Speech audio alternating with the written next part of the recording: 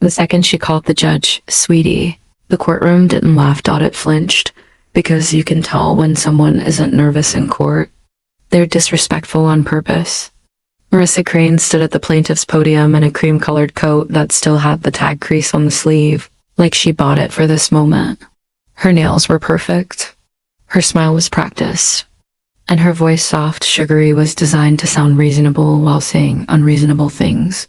"Sweetie, I'm not here to be judged," Marissa said, fluttering a hand as if brushing away an annoying fly.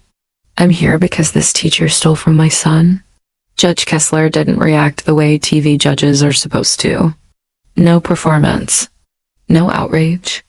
She simply looked at Marissa the way you look at a receipt when the math isn't mathing. "You're literally here to be judged," Judge Kessler said, calm, flat, deadly. "That's what court is." A few people in the gallery shifted, holding in a sound, half laugh, half gasp. The bailiff's posture tightened. The clerk stopped typing for a beat, like even the keyboard wanted to hear what happened next. Marissa's smile wobbled, then snapped back into place. "Fine, Judge, whatever. My son is 13. His name is Leo. He took private violin lessons from Miss Avery Blake." She jabbed a finger toward the defense table without turning fully, as if looking at Avery would grant her power. "We paid up front for 3 months. And then she got weird." Avery Blake didn't move. Early 30s, hair pulled back, plain black cardigan, a folder on her lap so thick it could stop a bullet. Her face wasn't angry. It was tired, the kind of tired you get when you've been polite for too long, and it didn't protect you. "Judge." Kessler lifted a brow. "Define weird." Marissa leaned forward, lowering her voice like she was sharing a secret. "She started isolating my son after lessons, keeping him behind, saying he needed extra guidance. And then when I questioned it suddenly, she claims we owe her more money. More fees for recital costs." Avery's jaw tightened once. She breathed through it. Judge Kessler's pen scratched one line on her notepad. "So you're suing for $2,000? Marissa said fast. "Tuition, recital fees, and emotional distress because my child felt unsafe." The word unsafe landed like a brick in a glass bowl. The gallery went quiet again, but different, this time less curious, more alert. Because everyone knows what that word is used for. It's not a complaint. It's a loaded weapon. Judge Kessler looked directly at Avery now. "Ms. Blake." Avery stood, shoulders squared, hands controlled. "Your Honor, she paid for 8 lessons. Her son attended 8. She then filed a chargeback claiming service not provided. That froze my studio account. I couldn't pay my accompanist. I couldn't order the recital programs. And on top of that," Avery's eyes flicked briefly to the back row, where a boy sat with his knees pulled in, hoodie sleeves swallowing his hands. "Leo." She started implying I was inappropriate with her child. Marissa scoffed loud. "I didn't imply. I asked questions." Judge Kessler turned back to Marissa. "Did you file a chargeback?" Marissa's chin rose. "Yes, because she refused to refund me." Judge Kessler's voice didn't change. "A chargeback is not a refund request. It's an accusation to a bank. Did you tell the bank services were not provided?" Marissa blinked too slowly. "I told them it wasn't what I paid for." Judge Kessler's eyes narrowed. "That's not the question." Marissa's smile tightened. "I don't remember the exact wording." Judge Kessler wrote another line. "Will refresh your memory." Avery exhaled, controlled. "Your Honor, I also filed a counterclaim for the chargeback amount plus defamation. I have messages. I have a voicemail. And I have building footage from the conservatory hallway." Marissa's head snapped toward her for the first time. "Footage? That's illegal." Judge Kessler didn't even look at Marissa. "It's a conservatory. There are cameras." "Sit down emotionally." A small sound from the gallery, someone failing to hold back a laugh. Marissa's cheeks colored. Judge Kessler held up her hand. "Before we get dramatic, we start with the simplest thing, the contract. Ms. Blake, do you have a signed agreement?" Avery nodded and slid a page to the bailiff. The bailiff carried it up. Judge Kessler scanned, eyes moving fast. She tapped one section with the end of her pen, Non-refundable tuition after the first lesson, she read aloud. Recital fee due by week 6. Additional rehearsal time billed if requested by parent. She looked up. Miss Crane, you initialed next to each clause. Marissa's lips twisted. I didn't read all that. She rushed me. Judge Kessler's stare hardened. So you signed something you didn't read and now you want me to pretend it doesn't exist? No. Marissa's voice rose. My child is the point here, not paperwork. Judge Kessler leaned back. Paperwork is what separates a misunderstanding from a scam. Now, when you say your son felt unsafe, what exactly are you alleging? Marissa hesitated. Just a fraction, but it was enough to show she knew the danger in what she was doing. Then she committed. I'm alleging, she said, louder now, that this teacher created private situations with him. And when I asked about it, she got defensive. Leo's head did lower in the back row. Avery saw it and swallowed hard, as if holding back something sharp. Judge Kessler's tone turned icy. Miss Crane, that is not a casual allegation. If you're going to say that in my courtroom, you better have facts, not vibes. Marissa spread her hands, innocent. I have mother's intuition. Judge Kessler didn't blink. That's not evidence. Avery's voice stayed steady, but her eyes flashed. Your Honor, may I play the voicemail? Marissa snapped. No, absolutely not. She edits things. She's manipulative. Judge Kessler looked at Marissa like she'd just volunteered to dig her own hole deeper. Miss Blake, do you have the voicemail on your phone? Yes, Your Honor. Bailiff, Judge Kessler said. Take the phone. We'll play it in court. Marissa's posture changed instantly, shoulders tense, smile gone, breath quicker. The shift was so fast the gallery noticed. People always notice when confidence turns to panic. As the bailiff walked the phone to the bench, Marissa leaned forward, voice tight. Judge, you need to understand I was protecting my son. Judge Kessler's eyes stayed on the screen as she tapped once to open the audio file list. Protecting him how? By taking money back you agreed to pay? Or by accusing a teacher of something that can ruin her life? Marissa's mouth opened, then closed. She glanced toward Leo again, and Leo didn't look up. His fingers were knotted together like he was trying to hold himself still. Avery stood rigid. But there was emotion in the way she held her breath, like she didn't want to hear it again, and also needed everyone else to hear it. Judge Kessler tilted the phone slightly toward them. Microphone. Everyone will remain silent, she said. We are about to listen carefully. The courtroom went so quiet you could hear the soft electric hum of the monitor. Judge Kessler pressed play. A click. 2 seconds of empty air. Then Marissa's voice filled the room, low, controlled. And nothing like her sweetie act. If you don't refund me today, the voicemail said, I will make sure people start asking why you keep my son after lessons. You understand me? I will bury you.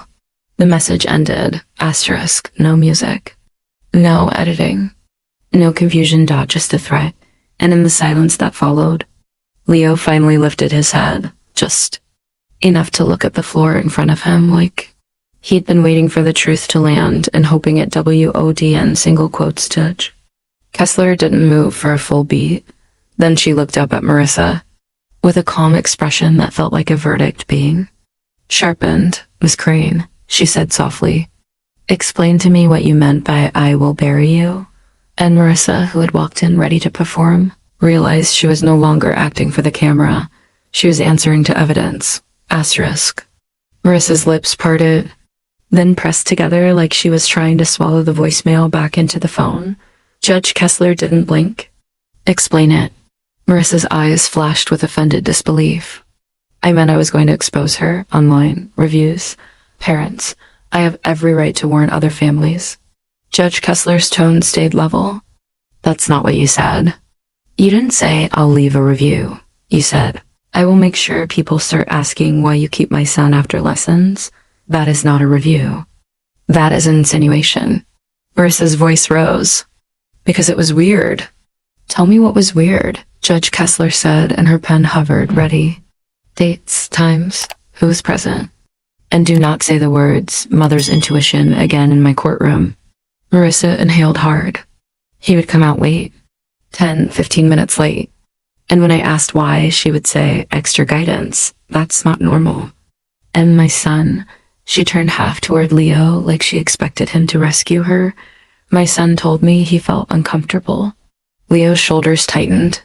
His eyes stayed down. Judge Kessler watched him for a beat, then looked back at Marissa. Did he tell you that on his own? Or did you ask him leading questions until he gave you an answer you could use? Marissa snapped. That is disgusting. Asterisk, Judge Kessler didn't flinch.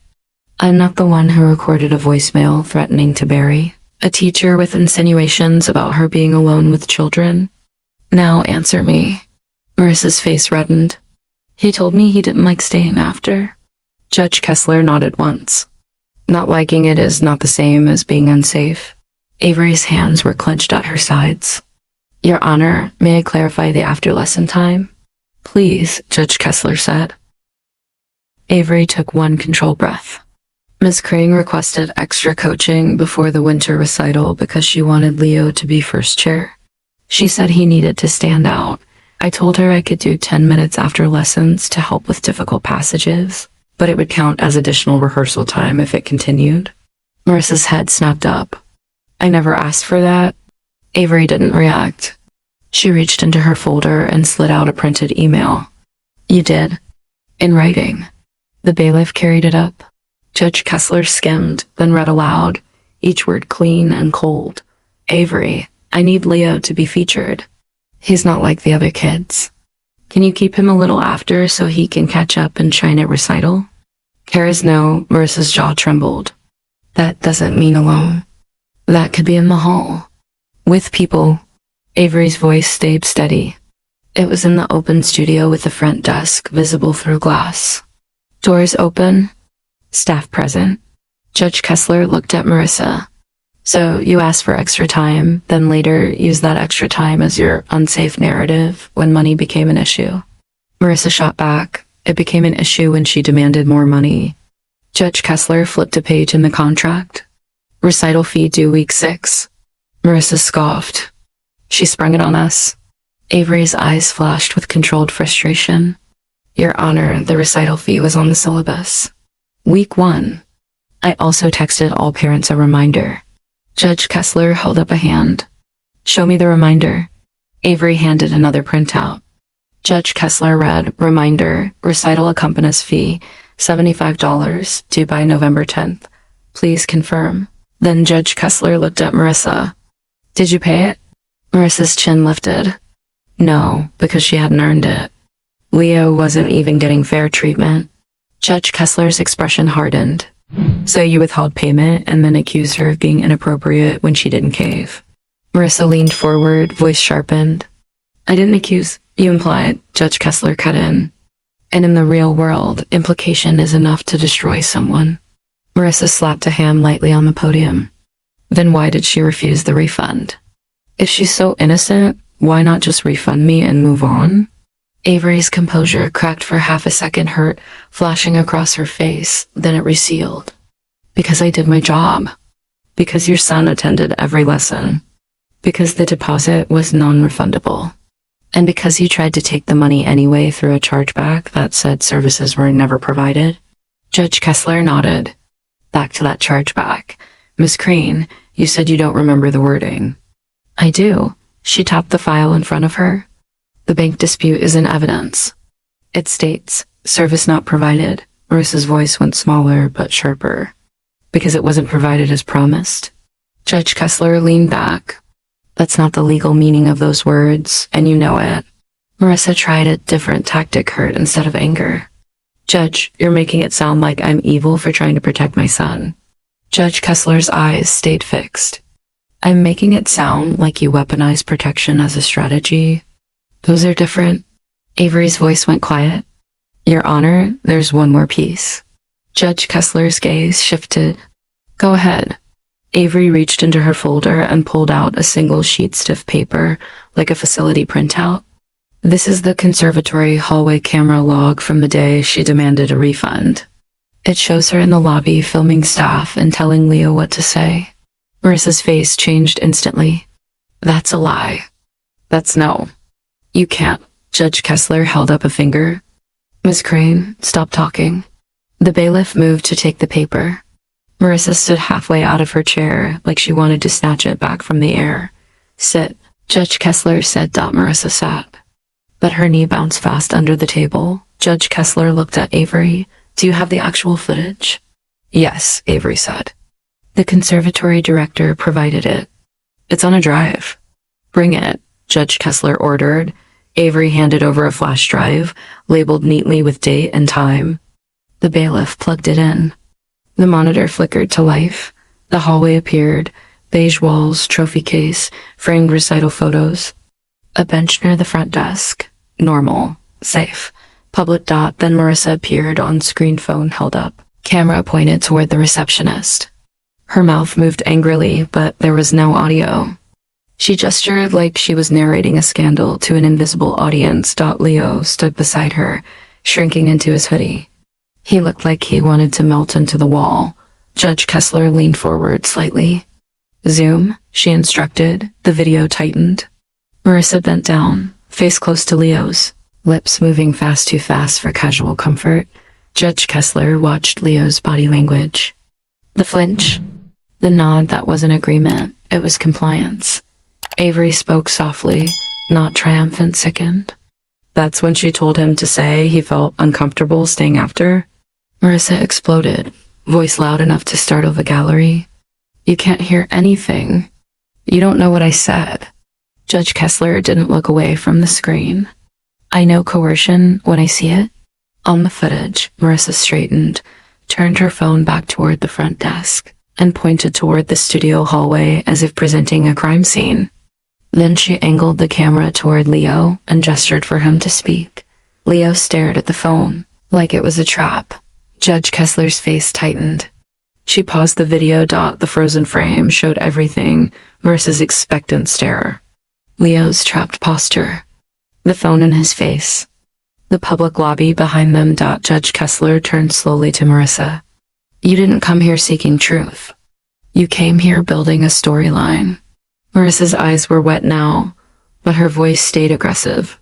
Or maybe I came here because nobody listens to mothers until we get loud. Judge Kessler's voice dropped, quiet and lethal. Being loud is not the same as being right. Avery's voice trembled for the first time. Your Honor. After she sent that voicemail, 2 parents canceled. One asked if their child was safe around me. Judge Kessler held her gaze on Avery. I believe you. Then she turned back to Marissa. Now I'm going to ask you a question you've been dodging since you walked in. Marissa stiffened. Judge Kessler spoke slowly. Why did you really do the chargeback? Marissa's mouth opened with a ready excuse and stopped, because Judge Kessler had already lifted the next page in the file. And before you answer, Judge Kessler added, I'm going to read what you told the bank. Right after they asked you for documentation? Marissa's face went pale. The courtroom leaned in, and Leo, quiet, shaking, finally looked up like he already knew what his mother had written, and he couldn't bear to hear it said out loud. Asterisk. Judge Kessler didn't rush the moment. She held the page like it weighed something. Marissa sat perfectly still. Now too still, like moving might make the words on that paper become real. Double quotes. Miss Crane. Judge Kessler said, your bank didn't just ask if you wanted your money back. They asked you to justify why you were reversing a payment. Marissa's voice came out thin. Right. Judge Kessler looked down again. And you provided a justification. In writing. With your name on it. Avery's throat tightened. Leo's hands twisted into the sleeves of his hoodie. Even Mr. Hargrove, the conservatory director seated in the witness row, shifted forward, like he already knew what was coming and didn't like it. Judge Kessler read. Slowly and clearly, instructor kept my minor child after lessons without my consent. I believe the situation was inappropriate, and I felt pressured not to ask questions. I feared for my child's safety. It wasn't loud in the room after that. It was heavy. Avery's face went pale, then flushed anger and humiliation fighting for space. She blinked hard once, and held her chin up like she refused to let the lie bend her spine. Marissa's mouth opened immediately. That's not, Judge. That's not what you think. Judge Kessler's eyes snapped up. It's exactly what I think, because it's exactly what it says. Marissa's hands flew out in front of her. The bank forms, they push you to use strong language. If you don't, they don't take it seriously. Judge Kessler leaned back slightly. Nobody pushed you to write inappropriate. Nobody pushed you to write minor child. You selected those words because you knew what they would do. Marissa's eyes watered, but her voice stayed sharp. I was scared. Judge Kessler tilted her head. You were strategic. Avery finally spoke, voice tight but controlled. Your Honor, that statement is why the conservatory suspended my access badge for 2 days until they reviewed cameras. 2 days, I had students. I had a recital. Judge Kessler looked at Avery with something like respect. And you continued teaching? Avery nodded once, swallowing. Because I didn't do anything wrong. Asterisk, Marissa snapped. Oh, so now she's the victim? Judge Kessler turned toward her, calm like a locked door. Yes, in this part she is. Marissa's jaw clenched. Her eyes darted toward Leo, then away like she couldn't risk meeting his face while her words sat in the air. Asterisk. Judge Kessler set the bank statement down. We're going to bring in the conservatory director now. Mr. Hargrove, come forward. Mr. Hargrove stood. Late 50s, neatly pressed suit, the exhausted posture of a man who's had to manage too many parents with too much entitlement and too little restraint. He walked to the witness stand like he was stepping into a storm he couldn't stop. Judge Kessler wasted no time.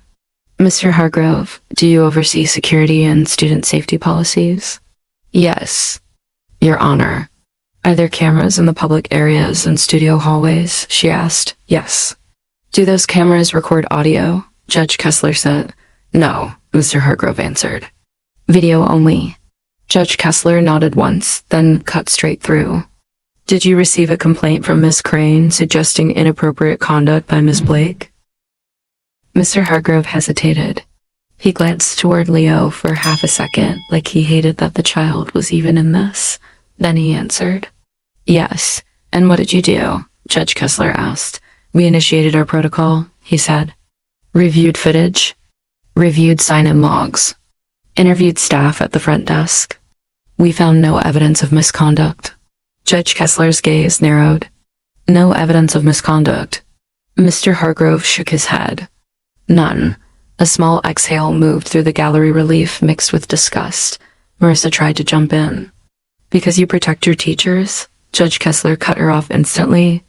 Stop. Your turn will come when I ask. Marissa's lips trembled.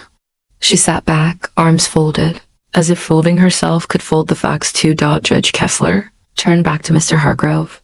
Did Miss Crane film in your lobby? Yes, he said. Our receptionist reported it. Miss Crane was asked to stop. She refused. She said she was documenting. Did she involve her son? Judge Kessler asked, voice sharpening. Mr. Hargrove's face tightened. Yes, she positioned him on camera more than once.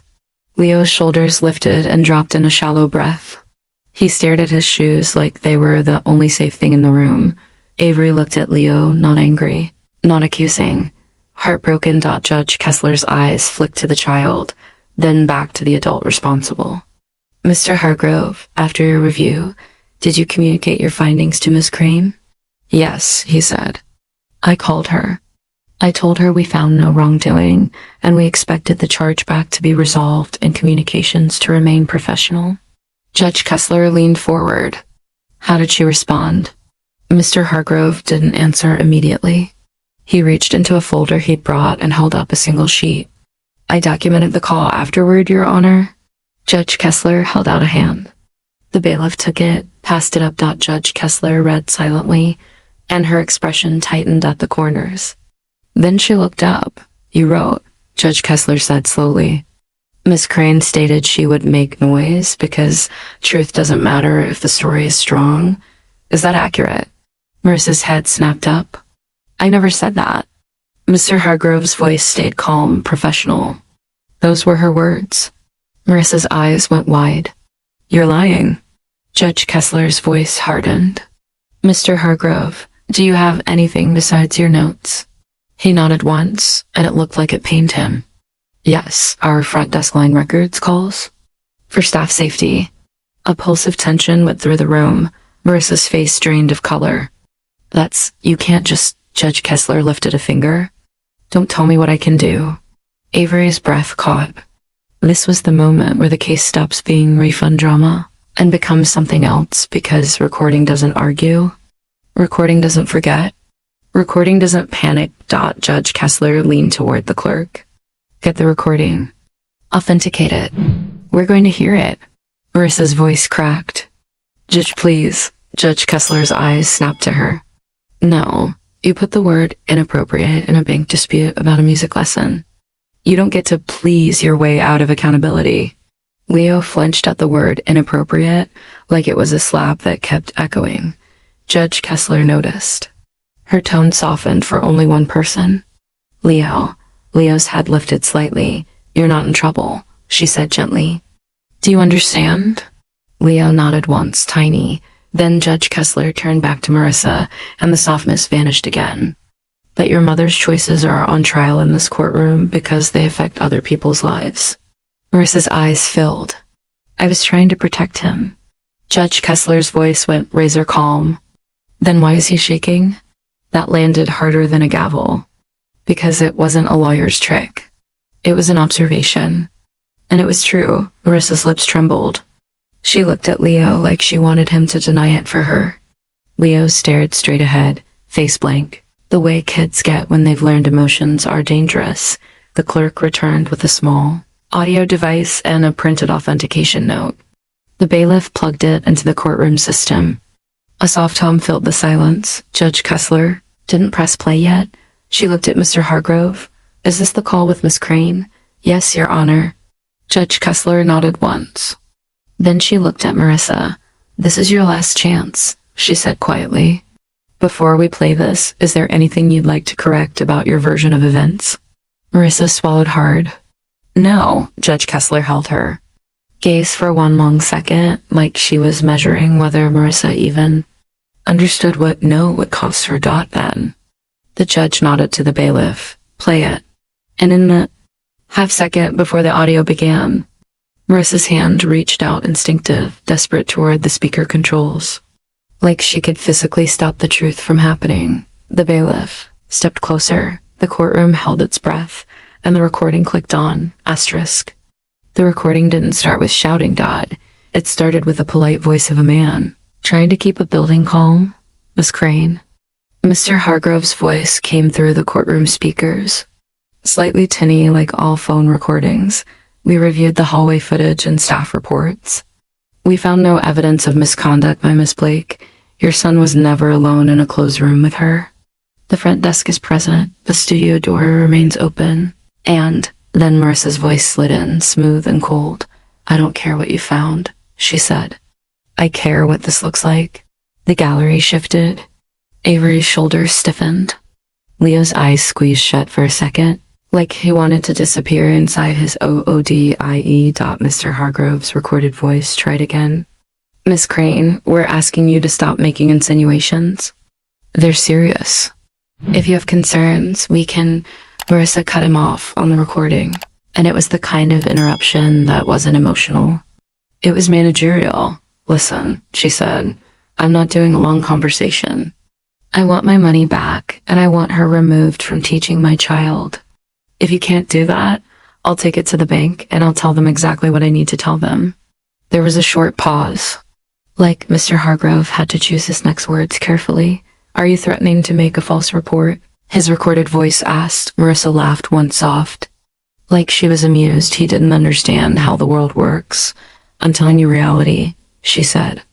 The truth doesn't matter if the story is strong. Parents don't read policies. They read headlines. Avery's hand went to her mouth for a half second, then dropped. Her eyes glistened, not because she was weak, but because it's a different kind of pain when you hear someone admit they're willing to ruin you and call it reality. The recording continued. Mr. Hargrove's voice. Miss Crane, that is unacceptable. We will not participate in. Marissa, sharper now. Then I'll make noise. I'll make so much noise you'll wish you just handled it. And don't act like you don't know what words trigger action. Minor, inappropriate, after hours, those words move people. Judge Kessler's head tilted slightly as she listened still. Focused, not missing a syllable. The recording kept going, and then came the line that changed the air in the room. Marissa said, "Casual as a grocery list, and my son will back me. He'll say he felt uncomfortable. He already knows what to say." A sound escaped the gallery, someone's breath catching too loudly. Leo flinched so hard his shoulders jumped. The bailiff's posture tightened, as if his body wanted to step between the child and the speaker. "Judge." Kessler lifted her hand. "Stop," she said. The bailiff hit pause. Silence. Slammed down like a heavy door. Asterisk. Judge Kessler didn't speak to Marissa immediately. She looked at Leo first, really looked like she was confirming what her ears just heard with what her eyes could already see. Then she turned her gaze to Marissa. "Miss Crane," she said quietly. "Did you just hear yourself?" Marissa's face had gone tight, but she tried to recover too fast. "Judge, that could be taken out of context. I was frustrated. People say things." Judge Kessler's voice stayed calm. "People don't casually say, 'My son already knows what to say,' unless they've coached a narrative." Marissa's eyes flashed with anger. "Are you calling me a liar?" Judge Kessler leaned forward an inch. "I am calling that recording a liar detector, and it's working beautifully." Avery finally spoke, and her voice trembled, but it didn't break. "Your Honor, that's why I was scared to push back. Because she didn't just want money. She wanted control. She wanted me afraid." Marissa snapped toward her. "You should be afraid if you're doing something wrong." Judge Kessler's eyes cut to Marissa like a blade. "Stop talking." Marissa's mouth closed, but her nostrils flared with the effort. Judge Kessler looked at Mr. Hargrove. "Mr. Hargrove, is that recording complete and unedited?" "Yes, Your Honor," he said immediately. "That's the system's direct export. Timestamp and line number included." Judge Kessler nodded once. Then she looked at the bailiff. "Continue the recording." The bailiff pressed play again. Asterisk. Mr. Hargrove's recorded voice came back, firmer now. "Ms. Crane, I'm warning you. If you make false allegations about staff safety, we will involve legal counsel." Marissa replied, almost bored. "Do what you have to do. I'm not the one who has to worry about my reputation." "She does. Mr. Hargrove, you're asking me to retaliate against an instructor." "Marissa, call it whatever you want." "I call it consequences." Then another pause. A click sound. And Marissa's voice lowered like she thought she was being clever. "Also," she said, "I'm on the donor list. I can be generous when people cooperate. I can also reconsider when they don't." "Mr. Hargrove, are you offering money in exchange for action?" "Marissa, I'm offering support to an institution that respects families. That's all." Judge Kessler lifted her hand again. "Stop." Asterisk. The bailiff paused the audio. Judge Kessler's expression didn't explode into anger. It hardened into something worse. "Decision, Miss Crane," she said. "You weaponized your child, you weaponized the bank, and you tried to weaponize funding." Marissa's voice rose, thin and defensive. "I did not weaponize anything. I'm a single mother. I'm stressed. I'm allowed to fight for my child." Judge Kessler looked at her like she was seeing through every layer. "Being stressed doesn't give you permission to manufacture a sexual insinuation." Marissa flinched at the phrasing, then snapped back. "I never said sexual." Judge Kessler didn't move. "You didn't have to. You knew exactly what you were doing." Avery's eyes dropped for a moment, as if the humiliation of being forced to sit in a courtroom while a parent played with those implications was finally catching up to her. When she looked up again, her face was steady, but the emotion was there. "Sharp and real. I teach children," Avery said softly. "Do you know what it feels like to hear someone say those words about you, when you've done nothing except help a kid practice his scales?" Marissa scoffed. "Don't be dramatic." Judge Kessler's voice snapped, sudden. "She's not dramatic. You are dangerous." The room froze. Marissa's eyes widened as if she couldn't believe. Someone had finally named it. Judge Kessler turned to the clerk. "Mark this recording as an exhibit. I want it attached to the judgment." Then she turned back to Marissa. "Now, we're going to discuss damages." Marissa blinked rapidly. Damages? I'm the one suing. Judge Kessler's tone was flat. You filed a chargeback on a completed service using an insinuation of inappropriate conduct to strengthen your dispute. That is not a normal refund disagreement. That is reputational sabotage. Marissa's voice cracked. So what? She can just take my money and traumatize my kid? Avery's head lifted, eyes hard now. He wasn't traumatized by me. He was traumatized by being used. Leah's breath caught audibly, like the sentence hit too close to home. Judge Kessler looked toward Leo again and spoke carefully, gently, without putting him on trial. Leo, you don't have to speak. But I need to ask you one thing, and you can answer with a nod or shake of your head. Marissa's head whipped around. No, Judge Kessler's eyes flashed. Not another word. Marissa went rigid. Judge Kessler continued. Soft to Leo. Did your mom tell you what to say about Miss Blake? Leo's eyes flicked to his mother, then to the judge, then back down.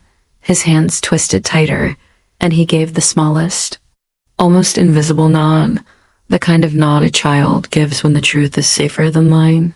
But still terrifying. Avery shut her eyes for 1 second. Not relief, grief.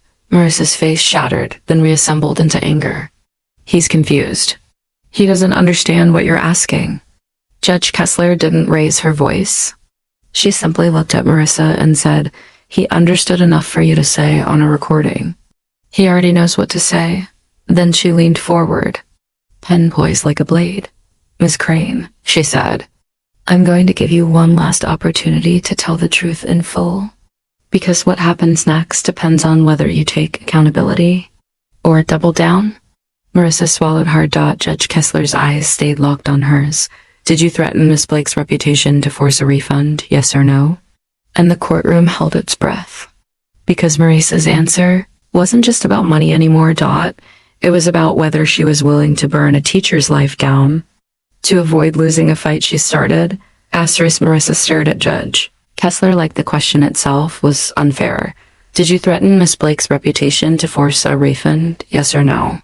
For a second, it looked like Marissa might actually answer honestly. Her mouth trembled.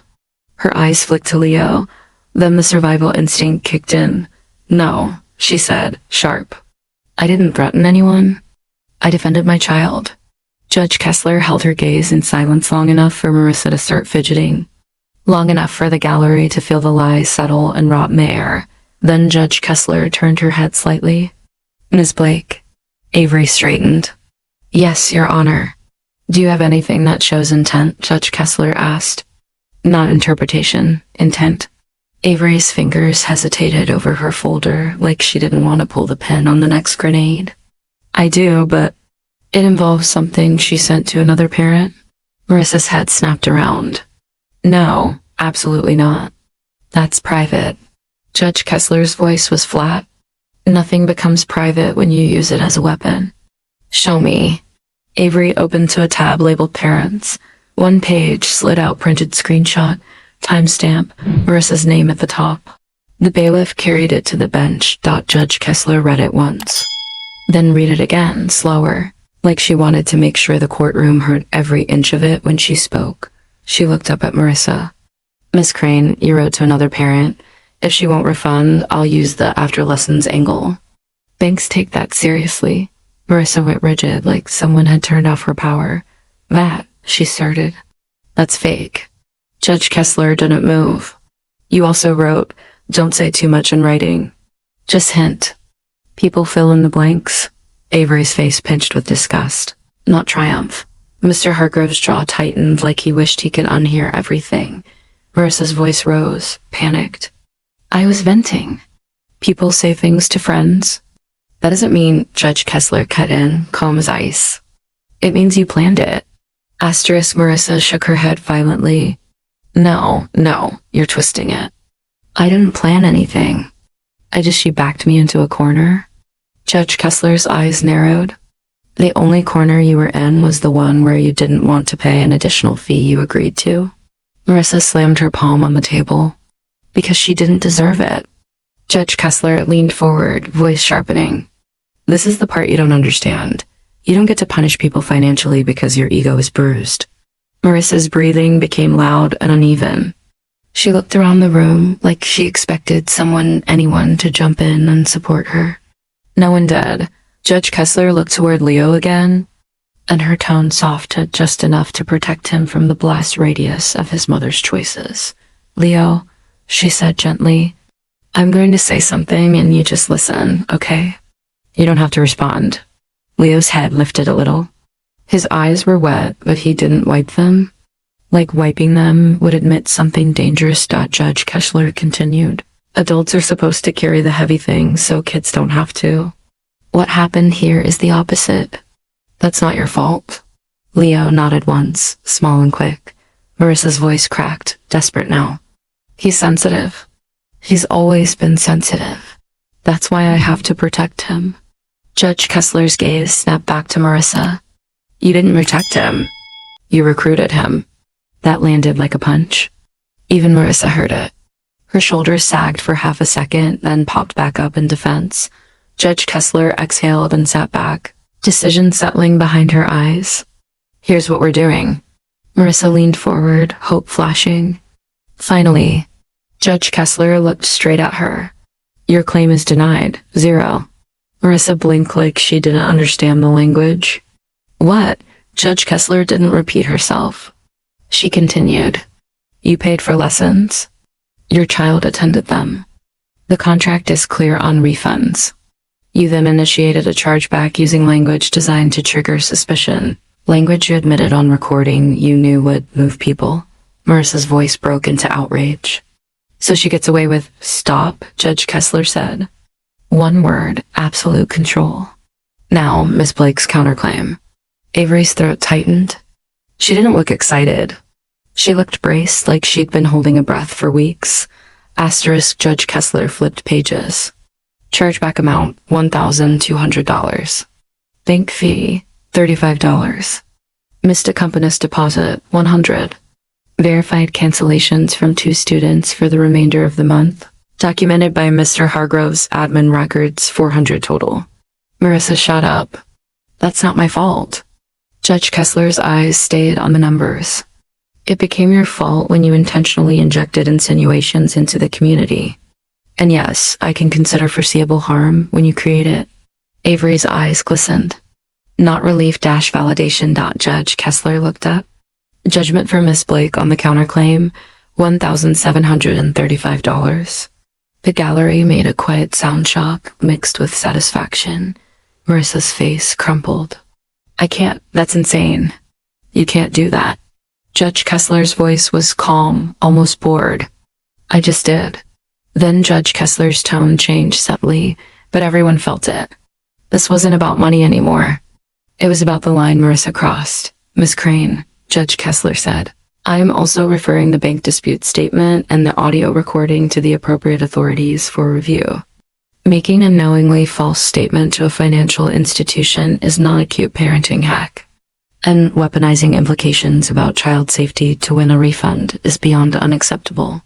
Marissa's mouth opened, and nothing came out. Asterisk. Judge Kessler turned to Mr. Hargrove. "Mr. Hargrove, your conservatory did the right thing by reviewing footage and documenting. Keep doing that. And I strongly recommend you restrict filming on premises and tighten your procedures around parent confrontations." "Yes, Your Honor," he said quietly. Judge Kessler looked back at Marissa.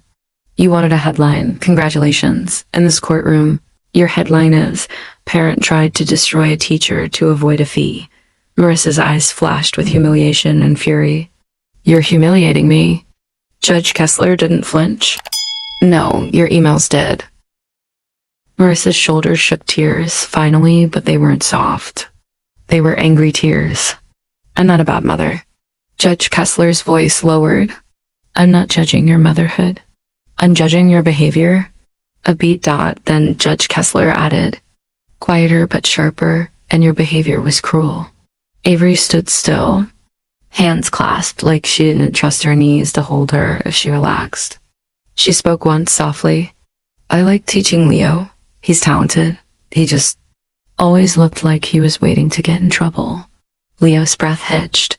Marissa whipped toward Avery. "Don't talk about him." Judge Kessler cut in immediately. You do not get to silence people anymore. Miss Crane, that's over.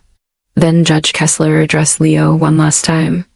Gently, with the kind of directness kids actually understand. Leo, she said, music is not supposed to feel like walking on glass.